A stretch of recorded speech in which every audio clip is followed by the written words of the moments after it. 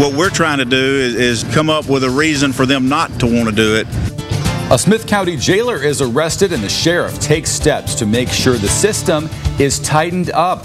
Welcome to KYTX CBS 19, 10 at 10. I'm Justin Early. And I'm Jamie Garrick. 10 minutes of nonstop news and a forecast to plan your day starts now.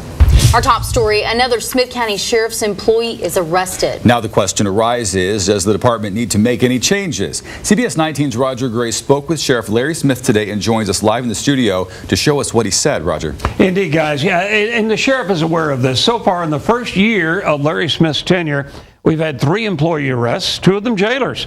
The latest, Keenan Olison, is accused of smuggling contraband, including drugs, to prisoners. So the question arises, are there holes in the hiring or the management process that need to be plugged?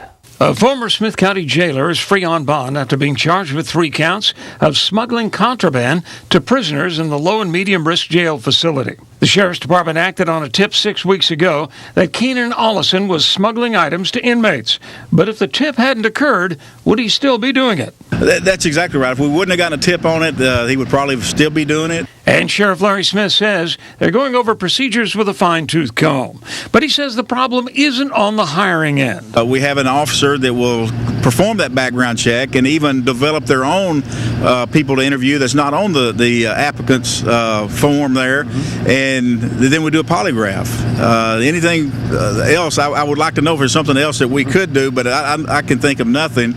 Smith says better surveillance cameras are on his wish list. For instance, if somebody were to drive in here, you may not even be able to tell with some of the video we have now that even what kind of vehicle it is. And more frequent random cell inspections are on his to-do list. Which is another thing that I intend to do, is to do these shakedowns that we do in this facility as well as Central Jail on a much more frequent basis. But in the end, sometimes even a good employee succumbs to temptation. We'll be looking to make sure that everything out here, when they're inside these walls, the detention officers inside these walls, will be strictly business.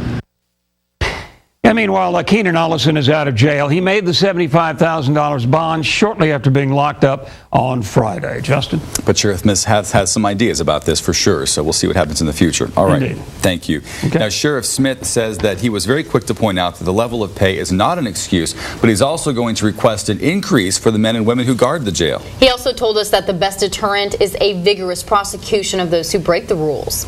An internal investigation